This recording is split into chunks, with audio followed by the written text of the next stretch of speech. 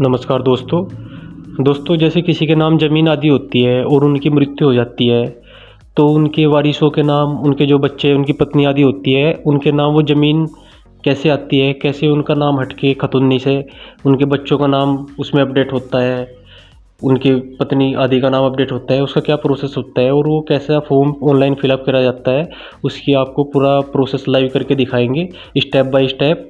तो उसके लिए दोस्तों आप अपना मोबाइल या लैपटॉप जो भी आपके पास है, उसमें कोई भी सूटेबल ब्राउज़र, क्रोम या मोजिला यूसी ब्राउज़र जो भी आपके पास है उसमें आ जाएंगे। मोबाइल या लैपटॉप के अपने सूटेबल ब्राउज़र में आने के बाद आपको गूगल में टाइप करना है board.up.nic और एंटर कर देंगे। एंटर करने के बाद सबसे ऊपर ये वेबसाइट आ जाएगी, board of revenue, department of review. इस पर क्लिक कर देंगे और नीचे स्क्रॉल डाउन करेंगे तो ये देखिए उत्तराधिकार, इस पर क्लिक कर देंगे और ये सामने आपके खुल के आ जाएगा उत्तराधिकार और वरासत हेतु आवेदन। ऑनलाइन आवेदन करने के लिए यहाँ क्लिक करें, ये देखिए आपके सामने खुल के आ जाएगा और इस पर आप क्लिक कर देंगे।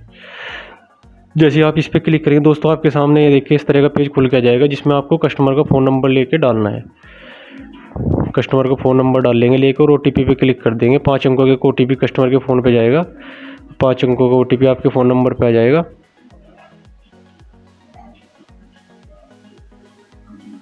थोड़ा वेट करेंगे, OTP आने में बारी बार थोड़ा हो जाता है, 1-2 मिनट का टाइम लग जाता है। और 5 अंकों का OTP आने के बाद उसको फिलअप करेंगे और नीचे जो कैप्चा कोड जैसा का दिया हुआ है सही इसमें बॉक्स में, खाली बॉक्स में टाइप कर देंगे।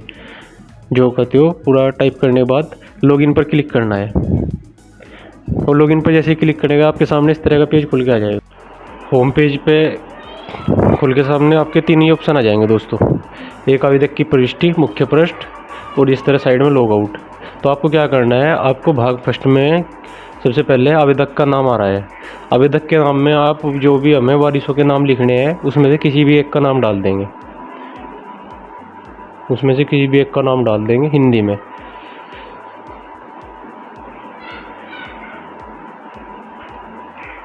हिंदी में करने के लिए आप गूगल हिंदी इनपुट के नाम से होता है सॉफ्टवेयर, उसका उपयोग कर सकते हैं। उसके द्वारा हिंदी में नाम डाल देंगे इसमें। पिता पति के नाम में जिसके भी आप नाम डाल लेंगे वारिसों में थे, उसके पिता का नाम। आवेदक उत्तर प्रदेश के बाहर का है, क्योंकि उसके आधार कार्ड पे जो भी एड्रेस है उसके हिसाब से हाँ और नहीं कर देंगे। अभी आवेदक उत्तर प्रदेश के ही हैं, इनके में हाँ करके नहीं करके भर देंगे इसको। मोबाइल नंबर में मोबाइल नंबर डाल देंगे फिर। अब OTP तो कुछ नहीं जाने का, OTP तो शुरू में जाना है बस, तो शुरू में चले जाएगा और पते में उनका पता लिख देंगे। पता आप पूरा भी लिख सकते हैं, शॉर्ट में भी लिख सकते हैं, इससे कोई फ़र्क नहीं पड़ता।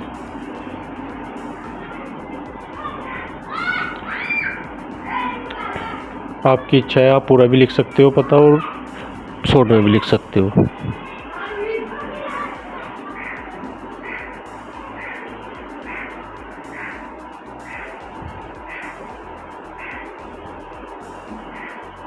और जैसे ही सारी चीज़ें फिलअप हो जाएंगी उसके बाद सुरक्षित करे पे क्लिक कर देंगे। उसके बाद भाग 2 खुल जाएगा। भाग 2 में सेलेक्ट करना है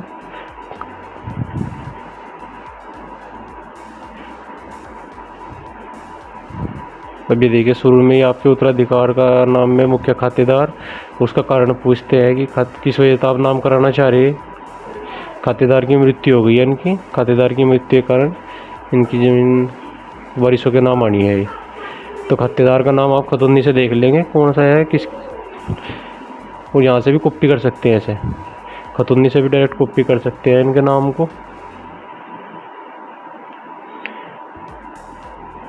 उत्तराधिकार का यही है कि खरीदी हुई है या इनको पुरानी मिली थी इनके पूर्वजों से ही, तो पूर्वजों से ही मिली हुई है, इनकी खरीदी तो उन्होंने है नहीं, तो उनमें उत्तराधिकार से सेलेक्ट कर देंगे, उत्तराधिकार से मिली हुई है। और जिस भी क्षेत्र में ये इनका रकबा था, जिस भी क्षेत्र में इनका ये रकबा था, वो रकबा स्टेप बाय स्टेप यहाँ पे सेलेक्ट करना है। स्टेप बाय पहले मंडल, फिर ज़िला, फिर तहसील, इस तरह उसका पूरा स्टेप बाय स्टेप सेलेक्ट करना है उसको। और एड्रेस में शॉर्ट में एड्रेस लिख देंगे। मोबाइल नंबर में इनका मोबाइल नंबर डाल भी सकते हैं और नहीं मोबाइल नंबर अनिवार्य है, मोबाइल नंबर डाल देंगे इनका।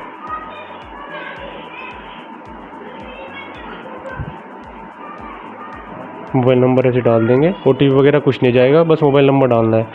आधार नंबर भी डाल देंगे इसमें। पीछे जिसके नाम से हम अप्लाई कर रहे हैं उनका आवेदक आधार नंबर डाल देंगे। तो नेक्स्ट पे क्लिक कर दी, नेक्स्ट स्टेप खुल जाएगा भाग 3। नेक्स्ट स्टेप खुल जाएगा भाग 3। इसमें फिर हमें वही सिलेक्ट करनी है जहाँ पे भी वो रकबा है, ज़मीन का रकबा है, उसको स्टेप बाय स्टेप सेलेक्ट कर लेना है। पहले उसका मंडल, फिर उसका ज़िला, फिर उसकी तहसील, फिर उसका परगना और फिर उसका ग्राम। स्टेप बाय स्टेप ऐसे ही जहाँ भी उनका रकबा है, जो उनकी खतौनी में लिखा हुआ होता है, उसको देख के खतौनी में उसको स्टेप बाय स्टेप सेलेक्ट कर लेंगे। स्टेप बाय स्टेप उसको सेलेक्ट कर लेंगे और उसमें जो भी खसरे की संख्या है, जितनी भी खसरे की संख्या है वो देख के वही हमें लेनी है। खसरे की संख्या कितनी है, क्योंकि खतौनी में 2 नंबर होते हैं, एक तो होता है खाता संख्या और एक होता है खसरे की संख्या। हमें खाते की संख्या नहीं लेनी कितनी है, हमें लेनी है खसरे की संख्या, क्योंकि खाता संख्या में 4, 5, 10, 20 कितने भी खसरे के नंबर हो सकते हैं, कितनी भी खसरे की संख्याएँ हो सकती हैं। तो हमें यहाँ पे खसरे की संख्या ही लेनी है, कितनी खसरे की संख्या है। जो भी हमने ऊपर एरिया सेलेक्ट करा उसमें जो भी उनका खाता है उसमें कितनी खसरे की संख्या है वो लेके उनको हमें स्टेप बाय स्टेप ऐड करना है। जैसे इनके 2 खाते हैं और उन 2 खातों में 5 खसरे की संख्याएं हैं, तो हमने ऊपर 5 ही संख्या सेलेक्ट करी और स्टेप बाय स्टेप उनको ऐड कर देंगे इस तरीके। और ऐड करने के बाद उनको सबमिट कर देंगे। अब आ जाएंगे हम चौथे पार्ट पे। चौथे पार्ट में क्या करना है, वो इनके वारिसों को ऐड करना है। जितने भी इनके वारिस हैं उनकी संख्या हमें ऊपर दर्ज करनी है, कितनी संख्या है उनकी, 5, 10, 20 जितने भी उनके वारिस हैं ऊपर हमें संख्या सेलेक्ट करनी है और इसी फिर स्टेप बाय स्टेप उन वारिसों को ऐड कर देना है नीचे। अब जैसे प्रथम वारिस का नाम पूछ रहे हैं, नाम डाल देते हैं पहले। प्रथम वारिस का नाम हिंदी में डालेंगे, फिर उसका उनके पिता का नाम, वारिस के पिता का नाम डाल देंगे इसमें। जो भी उनके पिता का नाम होगा, नाम हमें सही डालने चाहिए दोस्तों। आईडी में देख के उनकी सही नाम डालने चाहिए, जिससे आगे उनको इन फ्यूचर दिक्कत ना आए, क्योंकि बाद में संशोधन करेक्शन वगैरह कराने पड़ता है तो बड़ी परेशानियों का सामना करना पड़ता है इसमें। तो उनके पिता का नाम ऐड करने के बाद उनकी वारिस की उम्र उनकी आईडी में देख के उनकी उम्र इसमें सेलेक्ट कर लेंगे। और उनका खातेदार से क्या संबंध है, अब इसमें आपके पास 2 ऑप्शन आप साफ सेलेक्ट कर सकते हैं। एक तो आता है पुत्र या पुत्रादि क्रम में पुजातीय वंशज, इसको भी आप सेलेक्ट कर सकते हैं। और सेकंड में ये भी है कि जो खातेदार हैं वो इसके वारिस के पिता हैं वे, तो हम इसको भी सिलेक्ट कर सकते हैं कि वो वारिस के पिता हैं। इसमें भी कोई प्रॉब्लम नहीं है। पुत्र या पुत्रादि क्रम में पुजातीय वंशज भी सही है आपके पास ऑप्शन, और पिता वाला भी, क्योंकि हमने पहले भी अप्लाई किए हुए हैं, दोनों से हमारे वेब हो गए, दोनों से लगे हुए। पुत्र या पुत्रादि क्रम में पुजातीय वंशज वाला भी हमारा पास हो गया था लेखपाल की तरफ से, और पिता वाला भी, क्योंकि मृतक जो थे वो इनके पिता थे वारिस के, तो हमने पिता ही सेलेक्ट किया इसमें। और नीचे एड्रेस इनका डाल देंगे, वारिस का पता जो भी है, और वारिस जोड़े पे पता लिख देंगे इनका, और वारिस जोड़े पे क्लिक कर देंगे। पता लिखने के बाद पता लिख देंगे और वारिस जोड़े पे क्लिक कर देंगे। देखिए दोस्तों, सक्सेसफुल तरीके से ऐड हो जाता है एकदम। अब सेकंड वारिस का नाम देख के उनकी आईडी में क्या है, सेकंड वारिस का नाम लिख देंगे इसमें। जो भी सेकंड वारिस का नाम है सही उनकी आईडी में देख के उसको भी लिख देंगे।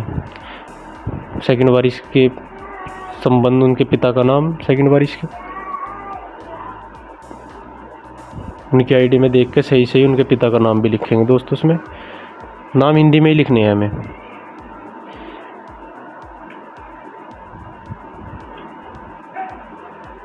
अब इसमें स्वर्गीय लगा भी सकते हो, आप स्वर्गीय नहीं भी लगा सकते हो, उससे कोई ज़्यादा फर्क नहीं पड़ेगा।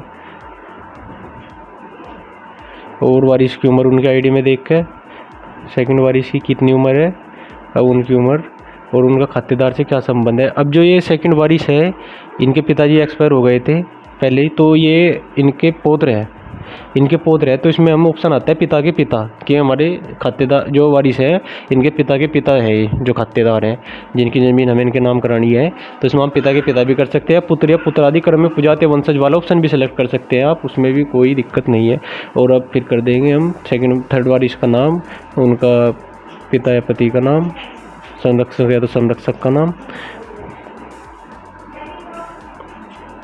थर्ड वारिस की एज कितनी है ये डाल देंगे, और वारिस जुड़े पे क्लिक कर देंगे। अब आ गए हम चौथे वारिस पे दोस्तों। चौथे वारिस का नाम डाल देंगे।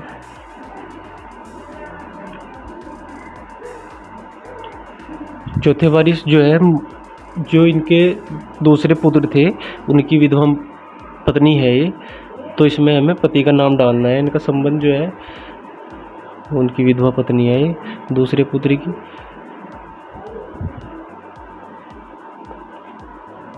उनके पति का नाम डाल देंगे, जो उनके मृतक पति है उनका नाम डाल देंगे इसमें। और फिर इनकी उम्र, वारिस की उम्र जो भी है इसमें लिस्ट में से सेलेक्ट कर लेंगे।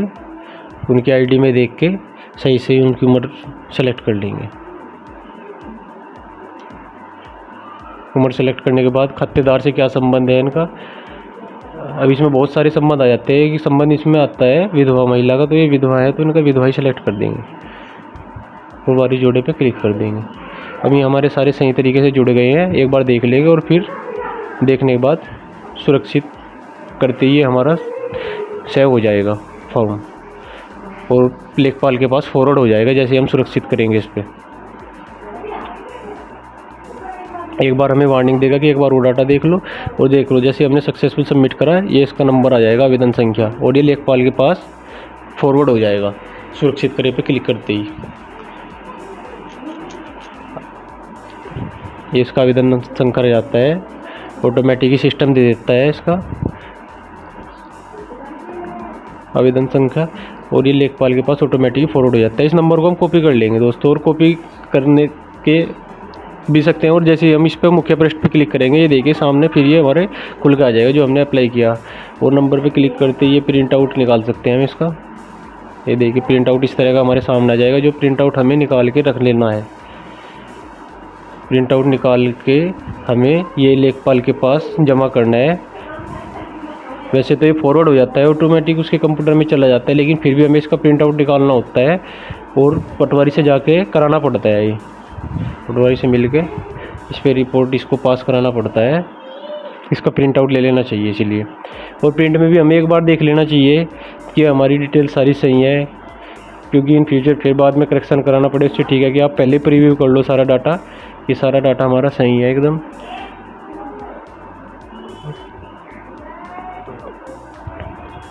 और जब लगे कि डाटा सारा सही है अपना इसका प्रिंट निकलवा लो।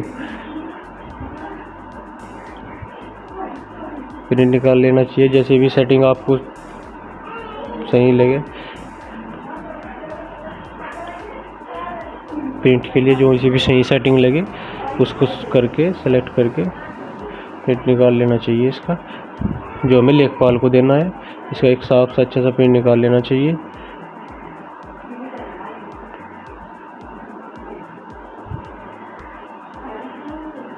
जैसे हमें 2 पेज पे लाना था ये, तो हमने सही से सेटिंग करके इसके 2 पेज पे प्रिंट ले लिया इसका।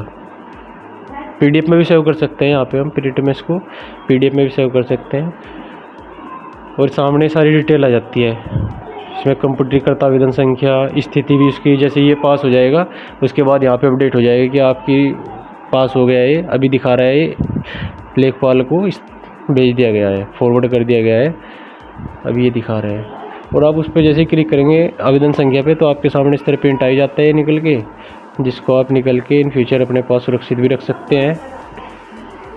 और ये देना तो होता ही है लेखपाल को, तो इसका प्रिंट ले लेना चाहिए।